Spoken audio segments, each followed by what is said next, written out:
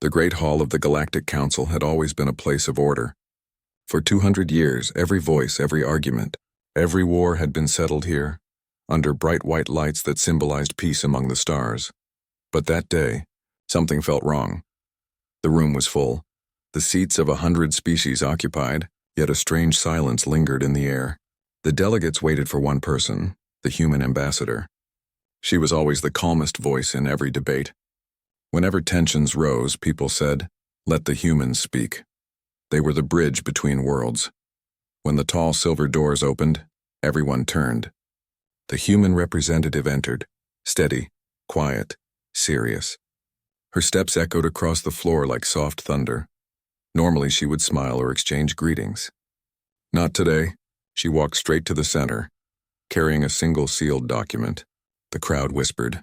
Some were confused. Others already sensed something was different. The council's speaker, an old creature with crystal skin, welcomed her. "Ambassador of Earth, the floor is yours. Do you bring the terms for the renewal treaty?" No answer. The woman placed the document on the central table, the one used for every historic agreement. Then she pressed her palm on it. The seal of Earth glowed for a second, and the surface projected the symbol of humanity. She looked around, her eyes meeting representatives of every world. Her voice was calm, but her tone carried a finality no one could ignore.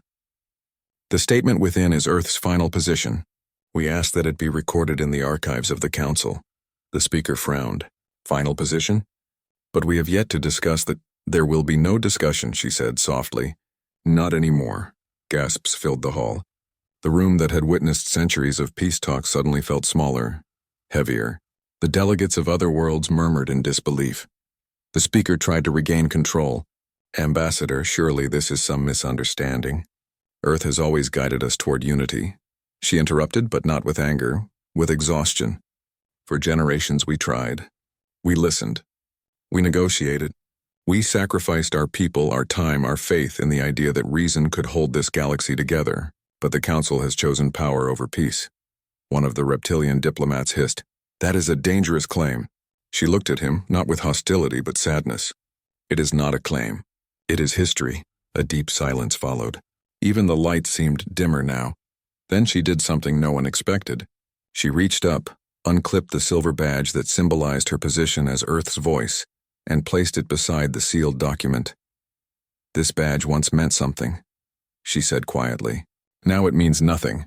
The speaker stood, his voice trembling.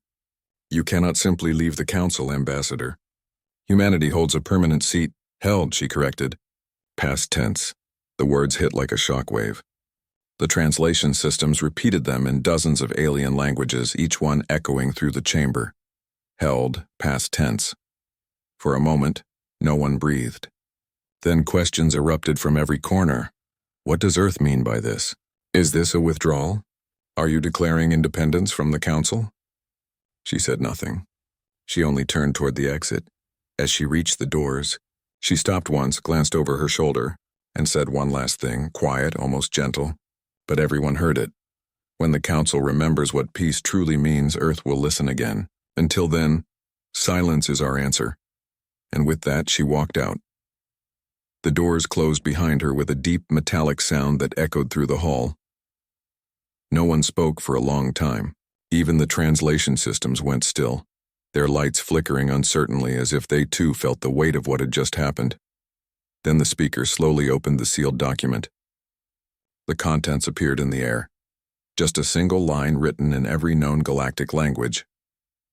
Effective immediately, humanity withdraws all diplomatic presence and responsibilities from the Galactic Council. May history judge the reasons, no threats, no explanations. Just a statement, final, cold, and undeniable. The council members shouted over one another, trying to make sense of it. Some accused Earth of betrayal. Others believed it was a temporary protest.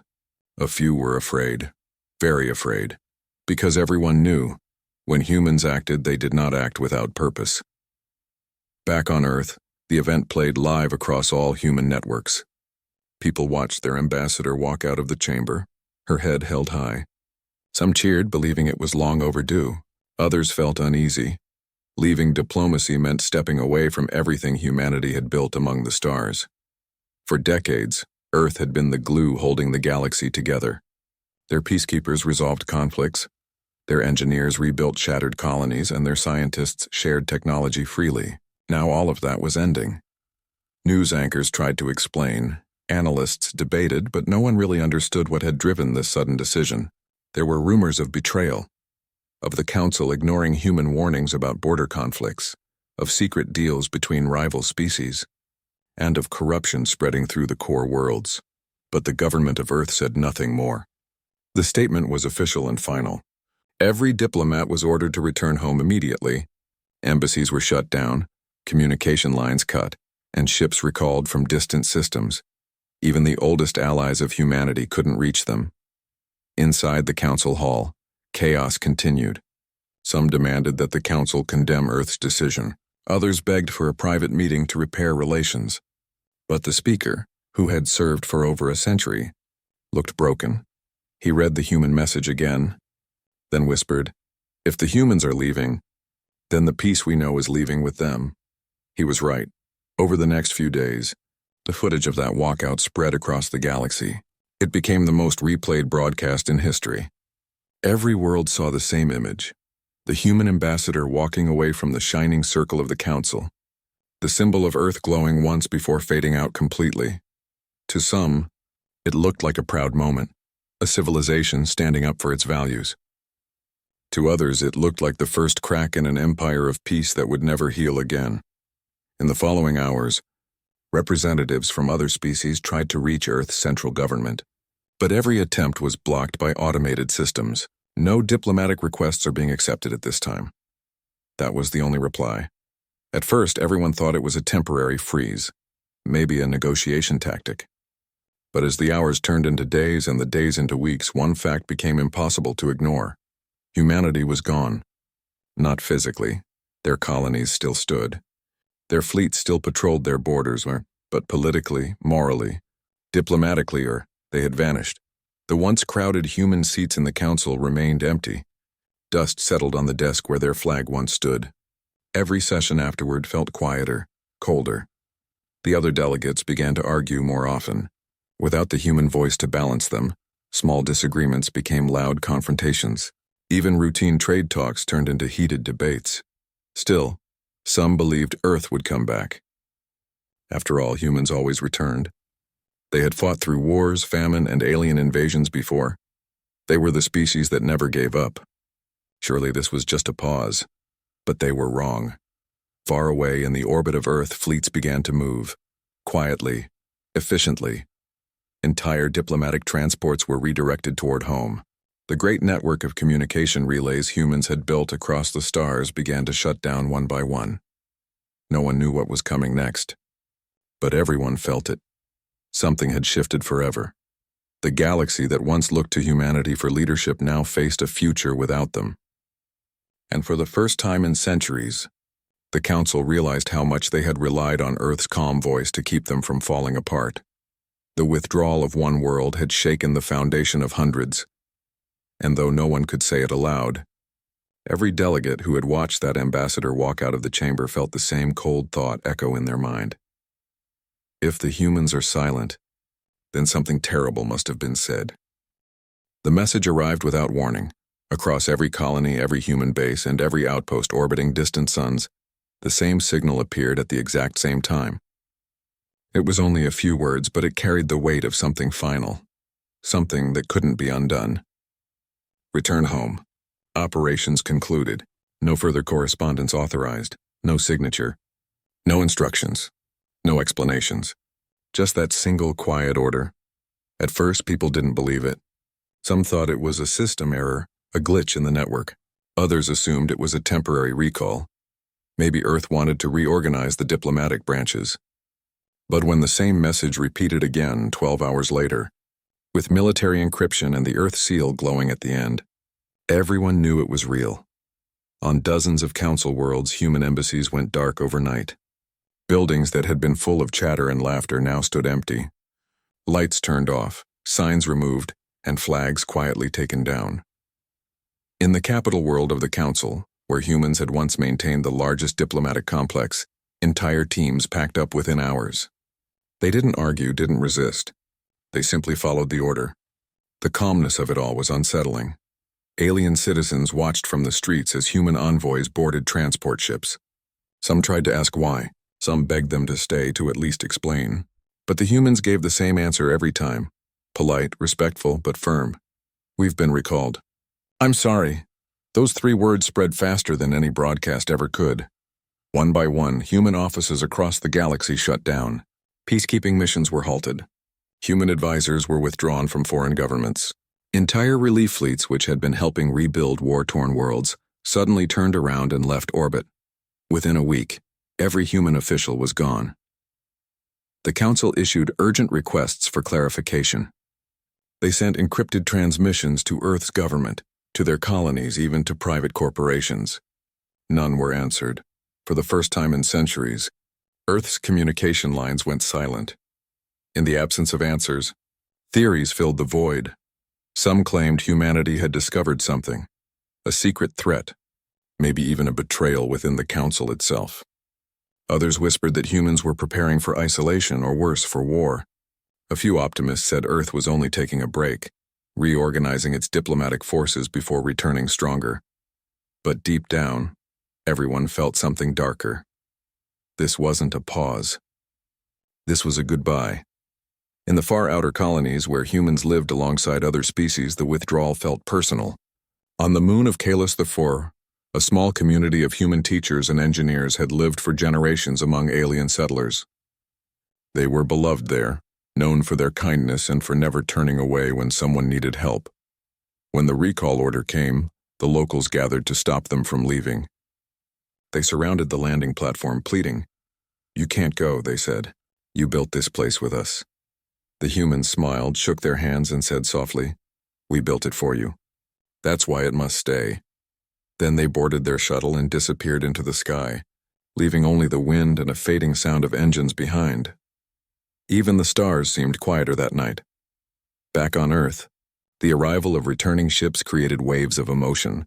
Families waited at ports watching as diplomats, scientists, translators, and officers stepped off the crafts, looking both relieved and heavy-hearted. News channels broadcast their homecomings, showing hugs, tears, and silent reunions. But when reporters asked why they had returned, the answers were always the same. "We don't know. The order came from high command. No one's talking." In the cities, people gathered around public screens searching for a statement from the Global Council of Earth, the government that spoke for humanity. But the officials said very little. A single announcement aired worldwide. "All diplomatic operations have been concluded. Earth will focus on internal matters. We ask for patience and unity." It wasn't enough. It raised more questions than it answered. Across social networks and media hubs, debates exploded. Some believed Earth had finally grown tired of being taken for granted by the galaxy. Others feared something had gone terribly wrong out there. Maybe a betrayal so deep that silence was humanity's only defense. But no one knew for sure. In the following days, traffic in space lanes shifted dramatically. The signature blue glow of human transport ships, once common across the stars, now only appeared heading one direction, toward home. Convoys of diplomats and workers crossed the void quietly, their vessels traveling in tight formation like a migration of souls. The Council's other member worlds watched in disbelief. The humans weren't panicking. They weren't angry. They were just done. Even the oldest allies of Earth tried to intervene. Delegations sent envoys to the Sol system asking for talks. None were allowed past the outer defense lines. When one delegation insisted, their transmission was met with a simple automated response. "Earth is not accepting diplomatic communications at this time." That was it. No tone, no explanation, just calm refusal. The silence grew louder with each passing day. Without human guidance, the Galactic Council began to wobble. Small disagreements flared into arguments. Trade negotiations stalled. Border disputes, once resolved peacefully by human mediators, started again. Many had underestimated how much humanity had held everything together. Humans were not the strongest or the most advanced, but they were trusted, the species that could sit between rivals and find common ground. Without them, the balance started to tilt. Meanwhile, on Earth, strange activity began to unfold. Satellites realigned. Orbital defense platforms powered up after decades of dormancy.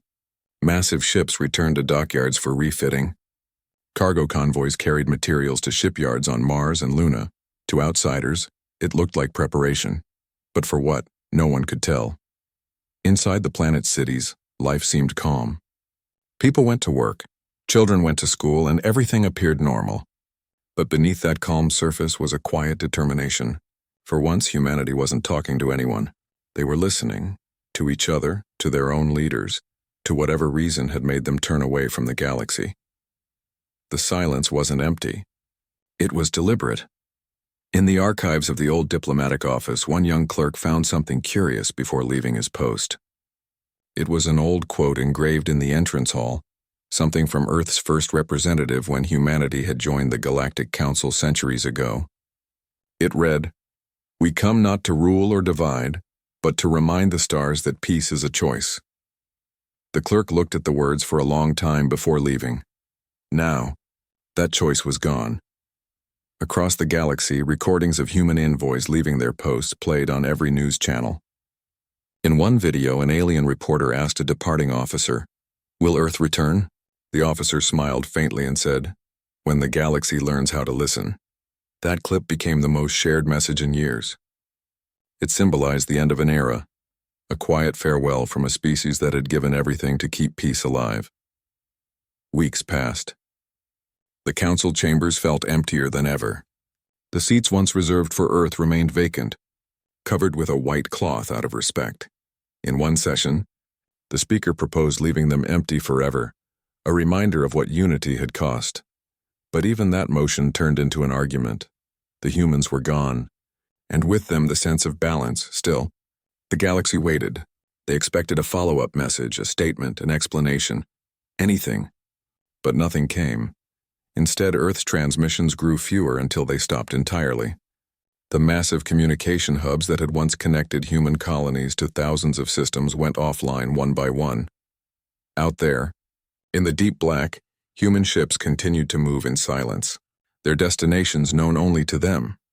For those left behind, the withdrawal felt like losing a friend, one who had always been there to calm the storms and remind everyone that peace was possible. Now, that friend had closed their doors and gone home, leaving the rest of the galaxy to face itself. And as the stars flickered in the vastness of space, every species, every world, every leader shared the same uneasy thought. If the humans have stopped talking, what did they see that made them go quiet? For a while after the humans left, the galaxy tried to pretend everything was fine. Meetings still happened. Speeches were still made. The Great Hall of the Galactic Council still opened its shining doors every cycle, and the delegates still took their seats under the same bright lights. But something was different. It was quiet, not peaceful quiet, but the kind that hides tension beneath the surface. Every word spoken in the chamber felt heavier. Every decision, no matter how small, turned into a debate. The human seats remained empty, covered with the white cloth the speaker had placed there out of respect. It became a symbol, not of unity, but of loss. At first, the other species promised to carry on in the spirit of humanity. They spoke proudly about peace, cooperation, and trust. But as weeks turned into months, that spirit began to fade. Without the human diplomats, there was no one left who everyone trusted. The humans had been the bridge between enemies, the calm voice in every argument, the neutral hand in every deal. Without them, the old rivalries began to reappear like cracks in a mirror that had finally lost its glue. The first sign came from the border between the Cathal and the Virex systems. For centuries, humans had helped those two species keep their fragile peace. They had fought over territory once, long before the Council's founding, and even after joining, they still distrusted each other. But the humans had been there, constantly mediating, reminding them what war had cost last time. Now, there was no one left to remind them. A simple mining dispute, something humans would have solved in a single meeting, turned into an armed standoff. Patrol ships gathered on both sides of the border. Within days, the first shots were fired. News spread fast. The Galactic Council issued statements calling for restraint, but no one listened. Each side accused the other of aggression. And for the first time in 200 years, a war began without a human voice to stop it. The Council tried to send mediators, but the Cathal refused to speak to anyone but humans. The Virex did the same. We only trusted their kind, one of their leaders said during a broadcast. They understood fairness. That single line made the rest of the galaxy uneasy. It wasn't just about trust, it was about absence. Everyone suddenly realized how much the humans had been holding the stars together. Soon, more problems appeared. The Thalorian trade guilds, one of the wealthiest groups in the council, decided that, without Earth's oversight, they no longer needed to follow shared trade rules. They imposed heavy taxes on shipping routes, cutting smaller worlds out of vital supply lines. Other worlds protested, demanding that the council intervene. But the council's vote ended in chaos. Old alliances broke apart as members sided with whoever benefited them most. It was the first time in history that the council's central vote failed to reach agreement. The speaker ended the session early, exhausted as delegates shouted across the hall. Outside, the galaxy was watching and losing hope. In neutral zones, pirates and smugglers returned. In frontier sectors, small colonies began declaring independence from the council, saying they no longer recognized its authority. And still, through all of this, Earth remained silent. No messages. No explanations, nothing. Some began to resent humanity for it. They left us when we needed them most, one delegate said during a heated meeting. They walked away and let the stars burn, but others defended them. Maybe they warned us, another replied. Maybe this is what they were trying to prevent. The truth was no one really knew. And that uncertainty was the most dangerous thing of all. In the following months, the cracks widened.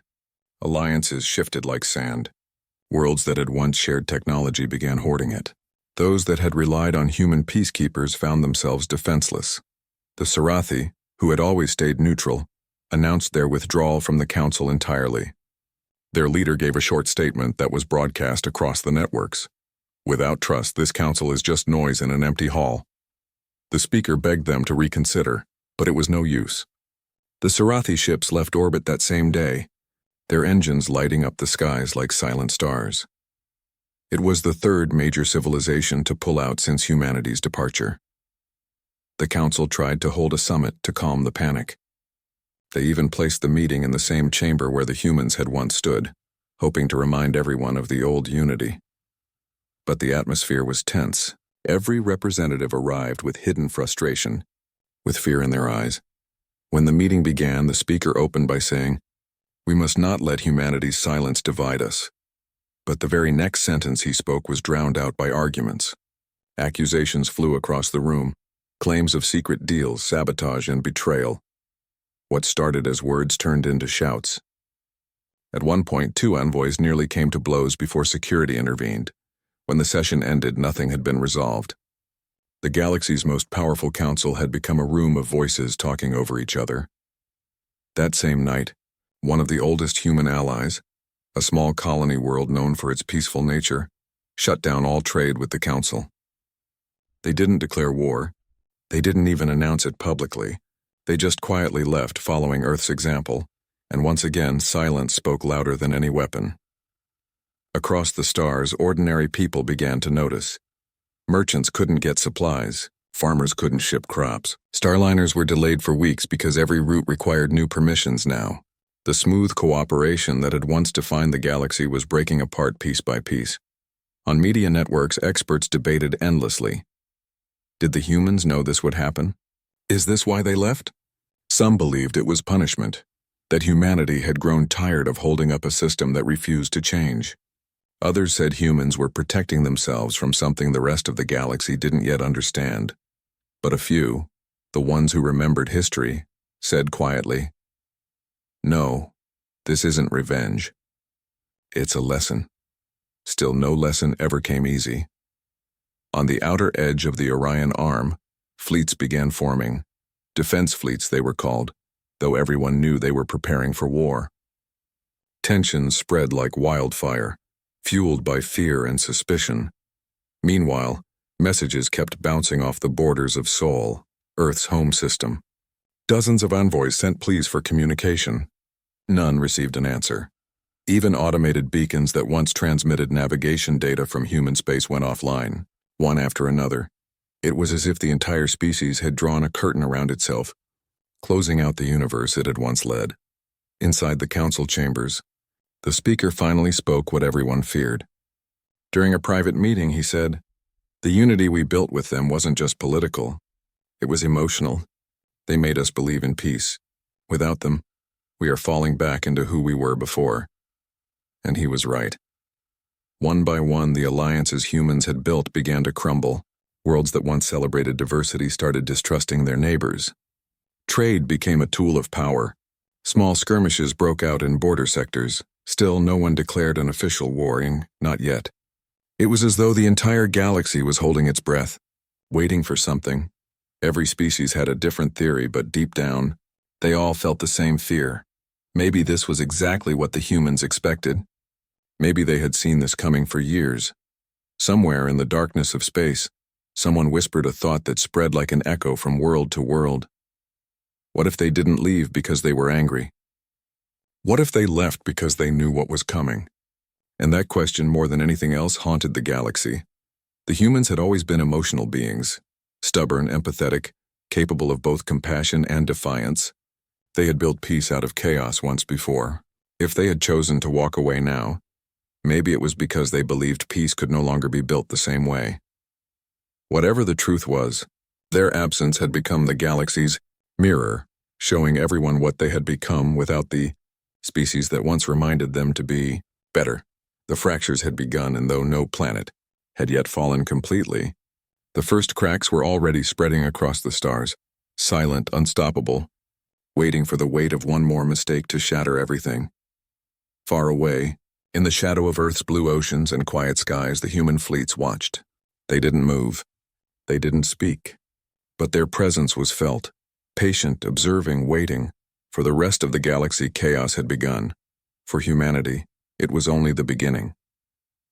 After months of chaos in the galaxy, after trade disputes, skirmishes, and collapsing alliances, a question hung over every world like a shadow. Why had humanity left? No one knew.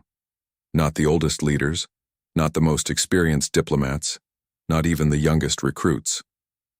The humans had vanished from their posts, cut off all communications, and refused to answer any calls. Yet the galaxy depended on them, and their silence only made the fear grow stronger. Desperate for answers, the Galactic Council decided to act. Delegations were formed, teams of investigators, diplomats, and military experts, to travel across the stars and reach Earth. Each mission hoped for a conversation, a clue, or even a simple explanation. They wanted proof that the humans hadn't vanished entirely, or worse, turned hostile.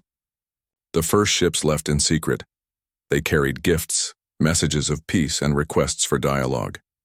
Their captains carried the same hope that had guided humanity for centuries, that a conversation could solve everything. But the closer they got to the Sol system, the stranger things became. At the outer edge of human space, the investigators encountered massive orbital defense rings around planets and moons. These were not new, but their scale and sophistication had grown exponentially since the humans' withdrawal. Automated drones patrolled the areas, silent yet vigilant, scanning every approaching ship. When the envoy sent a standard hail, the response was the same everywhere. Turn back immediately. No diplomatic communication permitted. No exceptions. No explanations. Some crews tried to bypass the warning, hoping that Earth's old sense of trust would guide them. Others tried to communicate through stealth messages, only to find their signals blocked or redirected. It was as if the humans had built a wall, not just in space, but in silence. The Council's leadership convened urgently. Many feared that the humans were preparing for conflict, or worse, had grown hostile to the galaxy they had once nurtured. Others believed that Earth had simply chosen isolation, seeking to protect itself from the endless arguments and greed that had been spreading across the stars. The debate was heated. One ambassador said, "They must know the galaxy is falling apart. Why wouldn't they respond?" Another replied, "Maybe that is exactly why. Perhaps they want us to see what we've become without them." Meanwhile, the envoys pressing toward Earth noticed another change. Human fleets, once scattered for diplomacy and trade, had regrouped near major planets, forming massive formations. But they did not attack. nor did they respond to any signals. They were there, waiting, observing, a silent presence. As they moved closer, some envoys began to understand the magnitude of humanity's decision. This was not a temporary recall. This was a deliberate, calculated withdrawal. Humans were not just leaving diplomacy, they were withdrawing from the galaxy's chaos entirely, yet they remained fully capable of action if needed. It was both unsettling and fascinating. Reports from the envoys trickled back to the Council. They described what they saw. Cities on Mars and Luna bustling with activity yet quiet in tone. Training grounds where fleets moved like clockwork, and orbital stations bristling with sensors. But there were no speeches, no announcements, no celebrations.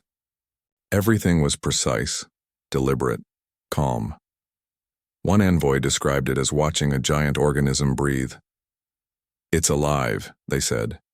"It watches everything, but it does not speak. And it does not fight unless necessary. But the moment you make a mistake, it will react.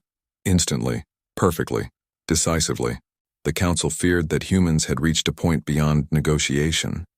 They were no longer a species seeking alliances.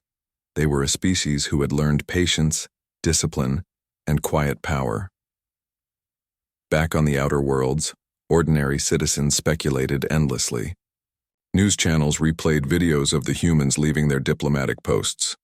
Historians recounted every past intervention by humanity and tried to guess the reason for their retreat. Bloggers, commentators, and analysts shared theories, some hopeful, some fearful, some bitter. No one could agree. Meanwhile, envoys who dared approach Earth noticed something even more unsettling. Despite all the advanced technology, there were no signs of panic, no militaristic displays meant to intimidate. It was as if Earth had become a mirror, reflecting back the chaos of the galaxy and waiting for a response. Every world the envoys visited had a similar story. Humans had been careful, protective, precise. They had not abandoned their colonies or their people. They had withdrawn only from diplomacy, leaving a vacuum in leadership but not in safety. On one remote colony world, an envoy met a human engineer packing equipment to return home. The engineer said quietly, "We don't interfere anymore. The galaxy will have to find its own balance. We've done our part for centuries. Now it's time to watch."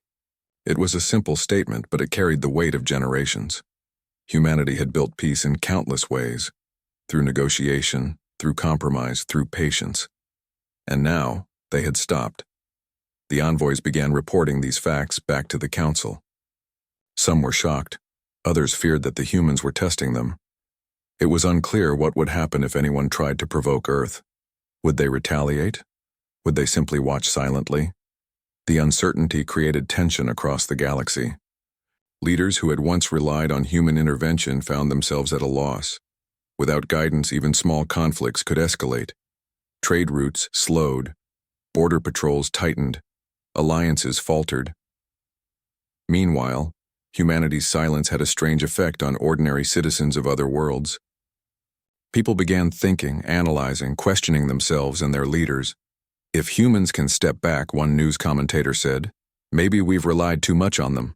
Maybe it's time to act responsibly ourselves." In some ways, the humans' withdrawal was teaching a lesson, not through words, not through force, but through absence.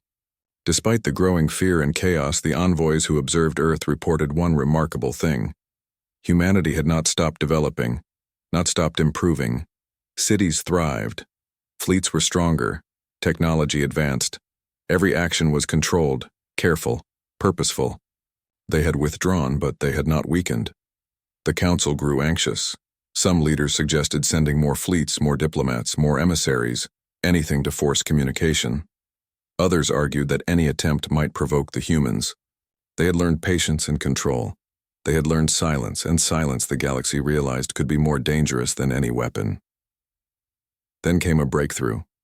One envoy managed to capture a fragment of a transmission. Short, cryptic, almost like a whisper across the void. The Council was warned. "We will no longer negotiate for survival. No name, no explanation, just that line." When it reached the Council, the room fell silent. Every representative read it in every language. Some interpreted it as a warning, others as a judgment. But everyone agreed on one thing. Humanity had not left because they were weak. They had left because they had seen something the galaxy had ignored for centuries: the failure of diplomacy, the endless cycle of disputes, the fragility of trust. Humanity's absence was not retreat in fear. It was retreat in principle. The Council struggled to respond. They could not send more envoys. They could not force communication. The humans had built barriers, not walls of metal, but walls of resolve. And so, the galaxy waited. Meanwhile, across human worlds, life went on quietly. Citizens continued their work, fleets trained, cities developed, yet every person understood the purpose of their silence. They were observing, not judging, not attacking, waiting to see if the rest of the galaxy could survive without them. In a strange way, the humans had handed the galaxy a test. They had removed the one species that had always solved conflicts and watched to see if others could step up. Some had tried. Most had failed. Conflicts grew. Alliances crumbled. The Council, once the embodiment of order, was struggling to function, and yet despite the chaos, humanity remained calm, patient, observant, silent. It was a lesson the galaxy could not ignore. Every world, every leader, every citizen began to understand that humans were not gone in weakness. They were gone to show the cost of neglect, of ignoring warnings, of taking peace for granted. The galaxy was learning slowly, painfully, that absence could teach more than presence. And somewhere, far from the turmoil, human fleets moved in silence. Ships glided past moons, past orbital stations, past planets filled with life, and still, they did not speak. They watched. They waited. For the rest of the galaxy, the question remained: what are the humans waiting for? No one knew. But one thing was certain. The human silence was louder than any battle cry, and the galaxy would feel its echo for decades, maybe centuries to come. The galaxy was unraveling. After humans withdrew and left their silence, the chaos that had been quietly growing now erupted into full panic. Borders that had been calm for centuries became tense. Trade routes froze. Fleets moved not in coordination but in fear. Every civilization scrambled to protect its own interests, and the absence of humanity was felt like a sudden cold wind across every star system. In the capital of the Council, normally the center of order, the once grand halls were filled with shouting, accusations, and fear. Delegates argued over who was responsible for the growing tensions. Some blamed old enemies who had always held grudges. Others blamed themselves for trusting that the humans would always hold everything together. It was chaos of a kind that no one had seen in generations. The first signs of panic were subtle. Ships that had once moved slowly and predictably along trade routes began to zigzag and accelerate unpredictably. Merchants reported attacks by pirates they had never seen before. Mining colonies on outer planets suddenly became militarized. People began hoarding resources, fearing that trade could collapse entirely. And then the news came. The Cathal and the Virex, who had long been kept from open conflict by human mediation, were now in open warfare. Their fleets clashed near neutral sectors, leaving debris and destroyed ships floating in space like the ghosts of diplomacy past.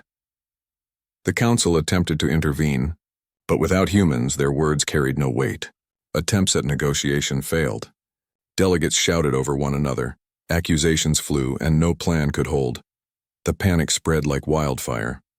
The Thalorian trade guilds, seeing the disorder, imposed harsh trade restrictions on any world they viewed as vulnerable.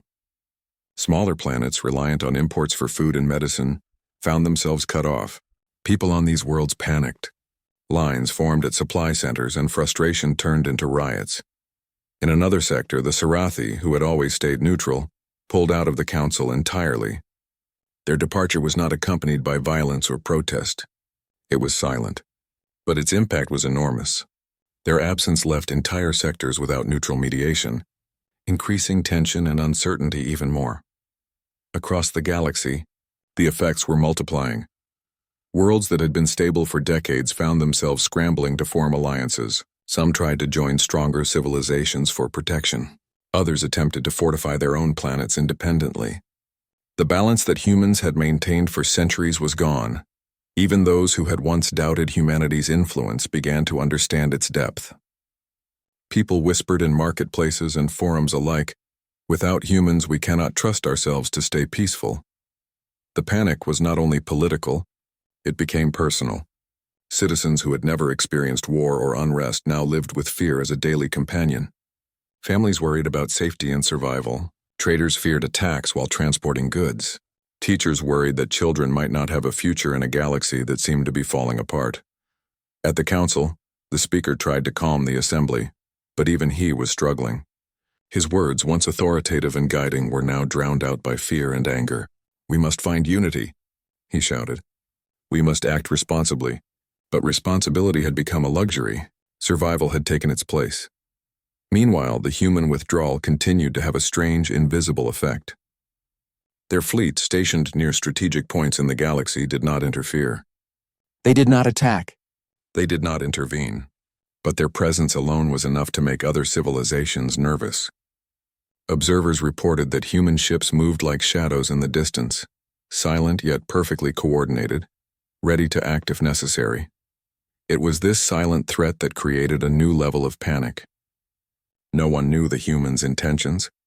Were they preparing to intervene? Were they studying the galaxy for weaknesses? Or were they simply watching, waiting to see if others could survive without them? The council convened emergency sessions, trying to make sense of it. Every vote ended in arguments. Every motion to stabilize trade or mediate conflicts failed. Delegates accused each other of sabotage.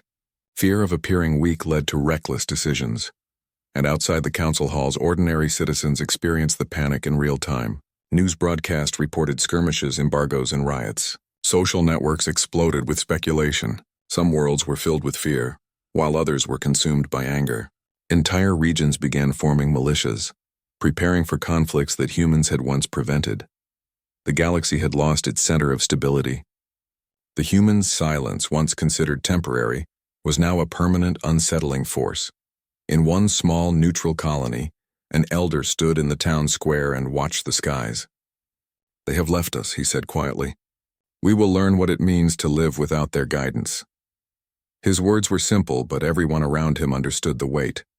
Humanity's absence had created a void, and voids, he knew, always filled with chaos. In distant sectors, families huddled in homes with reinforced walls and communication shields. Traders canceled contracts, pilots avoided travel. Fear became the invisible gravity that pulled the galaxy toward uncertainty. Even with all the panic, no one could truly confront the humans. Their silence was complete. Attempts to communicate, negotiate, or even challenge them were met with automated responses. No diplomatic requests accepted. Turn back immediately. The panic reached a peak when reports came in of human fleets moving to strategic positions near contested sectors. Observers noted that these ships were not attacking, but they were watching. Every movement was precise. Every maneuver calculated. The message was clear. Humans had not left because they were weak or afraid. They had left because they understood what others could not, and the galaxy, left to its own devices, was beginning to descend into chaos. The council's once mighty hall now resembled a battlefield of words and accusations. Old rivalries resurfaced. Alliances that had been carefully constructed over centuries dissolved under the pressure of fear. Each civilization tried to protect itself, often at the expense of others. Panic did not only affect leaders. Ordinary citizens began questioning their own governments. "If humans can withdraw, what does that say about our leaders?" they asked. "If humanity can step back from the galaxy, maybe we must take responsibility ourselves." Some communities attempted to act responsibly, forming local peacekeeping groups, creating trade coalitions, and mediating disputes themselves. But for every success, there were failures. Miscommunication, greed, and fear often led to disaster, and always the humans watched. Their fleets, stationed like silent guardians on the edges of sectors, observed conflicts without intervention. Every skirmish, every failed negotiation, every act of aggression was recorded, studied, and monitored. The humans had given the galaxy a test, a harsh lesson in responsibility and consequence. The panic that erupted was a sign that many worlds were failing the test. By now, the term human absence had entered common language. People spoke of it in newsrooms, in marketplaces, and in schools. The humans are gone, children whispered. We must survive without them. Even without saying a word, humanity's withdrawal reshaped the galaxy's consciousness. Fear, uncertainty, and chaos were now constant companions. Every decision, every action, every battle was influenced by the memory of their silence. For centuries, humans had been the calm, steady hand in the galaxy. Now the galaxy had no hand to hold, and panic filled every corner. Yet in the quiet spaces between conflict and fear, some voices remembered hope. Perhaps, they said, we can learn to survive on our own. Perhaps this is the lesson they wanted us to learn. The rest of the galaxy was not ready. Panic reigned in capitals, cities, and frontier colonies. Systems that had never seen conflict prepared for war. Traders refused to transport goods. Planets fortified themselves. And all the while, human fleets glided silently near the edges of the systems, patient, calm, and observing. The silence was heavier than any battle. For the Council, the chaos was proof that humanity had been holding them together all along. For ordinary citizens, it was a stark reminder that peace was fragile. For leaders, it was a lesson in humility. And everywhere, the same thought repeated itself. If the humans return, will it be to save us or to judge us? No one knew the answer. But one fact was undeniable. The galaxy would never forget the moment humanity withdrew, nor the panic that followed. It was a turning point, a fracture in history, and a reminder that some lessons are taught not by words but by silence. Years had passed since humanity had withdrawn from the Galactic Council. Years in which the galaxy struggled to find balance, years in which fear and chaos had ruled, and years in which the silence of Earth weighed heavier than any weapon. The Council, once a place of order and pride, had changed beyond recognition. Meetings were shorter, more tense, and often ended without any resolution. Borders were no longer lines of trust but lines of fear. Trade routes, once smooth and steady, had become unpredictable and dangerous. Even the smallest skirmish could spark panic across multiple sectors, and still humanity watched. It was not that humans had left forever. Their fleets remained in quiet positions, guarding their own space and observing the rest of the galaxy. They had chosen to withdraw from diplomacy, yes, but not from responsibility. Humanity's silence was not abandonment. It was a lesson, a patient test to see how the galaxy would behave when forced to act without guidance. Some worlds had begun to realize what this meant. At first, there was only fear. Merchants and colonists worried about survival. Scientists feared their research would be lost in political chaos. Ordinary people began to hoard, fight, and distrust each other. But slowly, a new understanding emerged. Some leaders realized that if they wanted to survive, they could no longer rely on humans to solve their problems. They would have to step up, make decisions, and take responsibility. The first signs of this change were small. In one border sector, a group of former rivals negotiated a trade agreement without human mediators. It was clumsy and took weeks, but it worked. For the first time in decades, those planets had solved a problem on their own. Word of this success spread. Others tried to imitate it. Slowly, the galaxy began to adjust. Humans had not returned, but their absence forced the rest of the universe to grow. Meanwhile, Earth remained calm. Citizens went about their daily lives, knowing that their withdrawal had caused discomfort, but trusting that patience and observation would teach the galaxy more than any speech could. Children learned history not just from books, but from the story of what had happened when humanity stepped back. Adults debated quietly about fairness, responsibility, and the balance between freedom and order. And though humans were not directly involved in the council or diplomacy, they still contributed in subtle ways. Scientific data, shared knowledge about dangerous celestial phenomena, and long-term resource management continued to flow from Earth to the outer colonies. The galaxy benefited quietly from humanity's presence, even without direct intervention. As years passed, a new pattern emerged. Worlds began to act responsibly, not because humans demanded it, but because the consequences of irresponsibility were now undeniable. Conflicts that would once have erupted into war were now solved through compromise, negotiation, and foresight. Slowly, order returned, but it was different from before. It was a more fragile order, yes, but it was also stronger in one way. It was earned. The galaxy had learned to rely on itself. In the council halls, Delegates noticed a subtle change in themselves and each other. There was more respect, a cautious understanding that actions had consequences. The absence of humans had forced introspection. Some delegates admitted they had been lazy, relying too much on human guidance.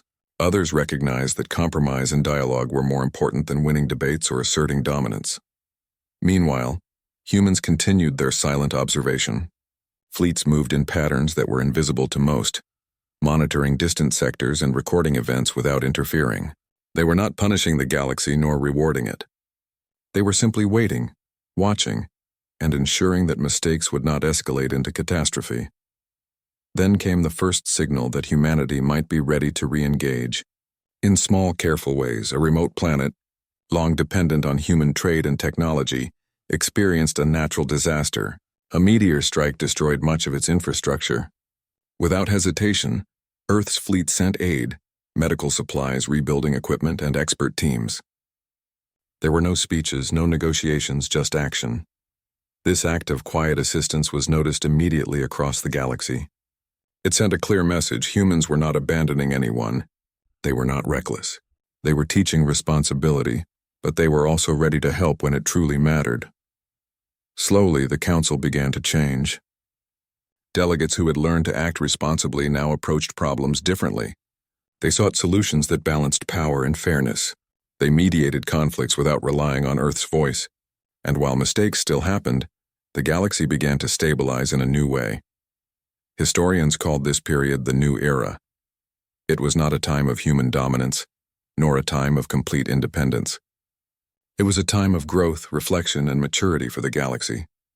Citizens remembered the panic that had come after humans left, but they also remembered the lessons learned from surviving it. On Earth, citizens discussed the lessons of these years openly. Schools taught the history of the Council, the withdrawal, and the slow return to stability. Parents spoke to children about the importance of responsibility and patience. Leaders reflected on how humans had influenced the galaxy, not just through action, but through absence. The galaxy, for its part, began to view humanity differently. The fear that had once gripped civilizations transformed into respect. The humans had shown that true leadership was not about control, domination, or interference. True leadership was about trust, patience, and the courage to step back when necessary. Even ordinary citizens noticed the change. Traders who had once relied on humans for mediation learned to negotiate for themselves. Farmers and miners who had once depended on trade routes began to plan for emergencies. Teachers and parents emphasized cooperation, responsibility, and foresight in daily life. Humans, still watching silently, were pleased not with obedience, but with growth. The galaxy was learning to act with integrity, not because someone demanded it, but because it had become the only way to survive and prosper. Years turned into decades. Trade routes stabilized. Skirmishes decreased. The Council, though smaller and quieter than in its old days, functioned more efficiently because it was driven by learned responsibility rather than reliance on human intervention. And then, a new era truly began. Earth did not rejoin the Council immediately. Humans were patient. They had withdrawn once, and they had observed the galaxy grow. Now they began to share knowledge again, not to dominate or control, but to guide subtly. Scientific discoveries were shared. Warnings about space hazards were broadcast. New trade technologies were introduced. But humans still did not take their old seats in the Council. The galaxy had matured. It was ready. And slowly humans began to appear again in public life, quietly visiting planets and colonies. They did not command. They did not judge. They assisted, taught, and shared. Everywhere they went, they reminded the galaxy that cooperation and patience were stronger than fear and chaos. The new era was not perfect. Mistakes still happened. Conflicts still flared. But for the first time, the galaxy had learned to solve its problems without depending entirely on one species. Humans had taught it a lesson in trust, responsibility, and patience. Not through speeches, not through domination, but through absence, observation, and subtle action. The stories of this era were recorded in history books, in schools, and in conversations across star systems. Citizens would talk about the years of panic, the chaos that followed humanity's withdrawal, and the growth that came from it. And throughout all of it, humans remained quietly present, a steady, patient force that reminded the galaxy of its potential and its responsibilities. The new era had begun not with a grand declaration, but with silence, reflection, and the quiet return of wisdom. The galaxy had survived, learned, and grown, and humanity, having taught the universe one of its most important lessons, finally smiled in its quiet way. The era of true responsibility had begun.